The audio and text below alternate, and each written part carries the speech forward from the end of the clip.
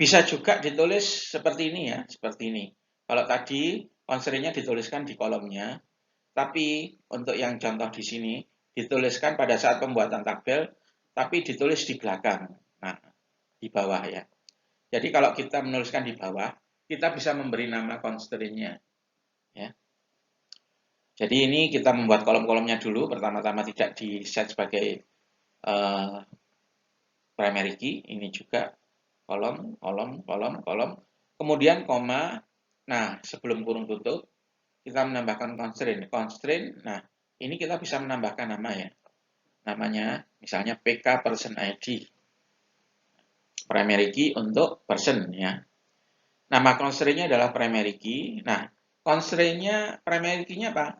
Di sini primary key-nya adalah komposit ya, kebetulan digunakan komposit, yaitu PID dan last name. Nah, kalau Anda mau menambahkan primary key komposit bisa seperti ini. Ya. Jadi di bagian bawah. Ya. Kalau yang tadi hanya bisa yang satu kolom saja. Kalau ini bisa untuk komposit.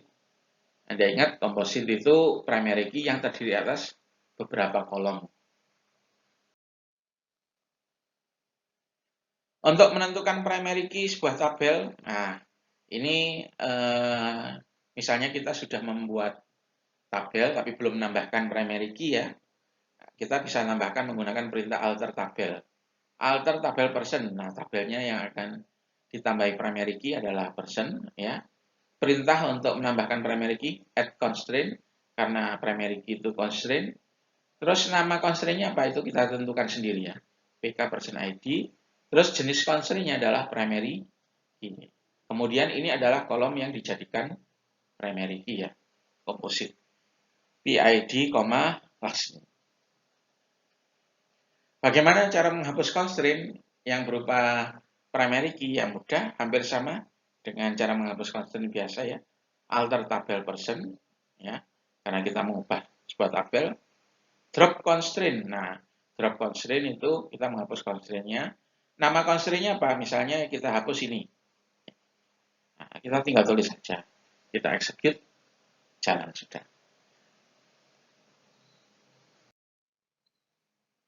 Nah, sekarang foreign key ya. Bagaimana cara mendefinisikan foreign key? Harus kita ingat-ingat lagi ya sedikit foreign key. Foreign key itu merupakan kolom pada sebuah tabel, tapi isinya itu merujuk ke primary key tabel lain. Contohnya, penjualan dengan produk. Maaf, misalnya penyewaan buku dengan anggota, dengan member. Ya. Ketika kita menambahkan satu data penyewaan, kita harus nulis ID membernya. Jadi kita menambahkan satu kolom sendiri. Nah, kolom tersebut diisi dengan apa? Dengan primary key data-data yang ada di tabel member. Ya, nah itu untuk mencatat siapa yang minjem, member mana yang minjem. Nah, untuk primary key, foreign key, ya, seperti ini. Ini untuk membuat sebuah tabel, kolomnya ada 3, OID, integer, ya, dia tipenya integer, terus constraint-nya not null, nggak boleh kosong, sama primary key. Jadi dia primary key, order number, tipenya integer, dia constraint-nya hanya not null. Nah, untuk menambahkan foreign key, nah ini kolom foreign key-nya ya, PID artinya dia nama kolomnya PID, tipenya integer. Nah, ini kata-kata foreign key ini menunjukkan bahwa constraint-nya adalah foreign key. Reference person.pid ya. Jadi harus dijelaskan atau ditentukan foreign key PID ini menunjuk pada tabel apa.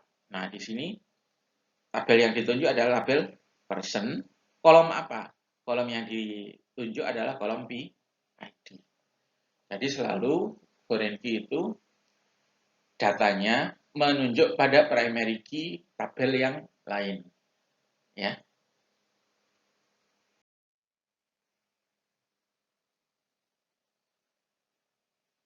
Atau bisa juga cara seperti ini ya untuk mendefinisikan foreign key. sama ditaruh di bawah, ya, ditaruh di bawah. Kalau yang tadi foreign key itu kita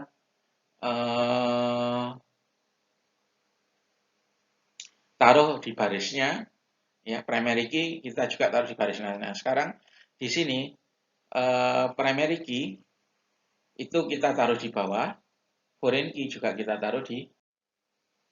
Nah, untuk menuliskan foreign key, primary key-nya seperti ini, ya. Kemudian untuk foreign key-nya seperti ini. Di sini untuk primary key sederhana, langsung aja primary key OID karena kita memang tidak berkepentingan memberi nama. Ya, tapi untuk contoh foreign key-nya diberi nama sehingga harus sintaknya constraint FK per order. Nah, ini adalah nama constraint-nya. Terus jenis constraint-nya foreign key, ya. Terus kolom yang merupakan foreign key itu kolom apa? Di sini adalah kolom PID, ya. Merefer atau reference. Nah, ini tabel dan kolom yang ditunjuk. Nah, agak berbeda, ya. Agak berbeda. Anda perhatikan saja sintaknya. Bagaimana kalau kita menambahkan foreign key ketika sudah membuat tabel atau sudah create tabel? Nah, langsung aja menambahkan, ya. Alter tabel order, ya.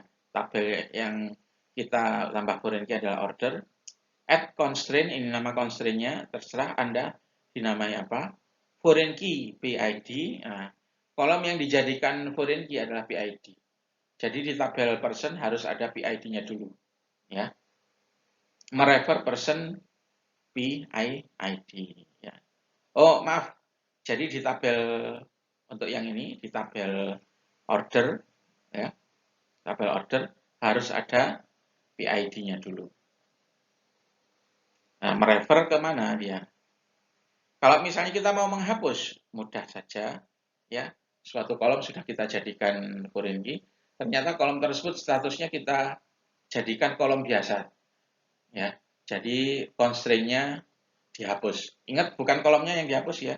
Constraint-nya yang dihapus. Jadi awalnya kolom tersebut statusnya foreign key, sekarang dijadikan kolom biasa. Alter tabel order, jadi yang mau kita ubah di tabel order. Drop constraint, nah constraint-nya kita hapus. Nama constraint-nya apa? FK per order. Constraint yang ini.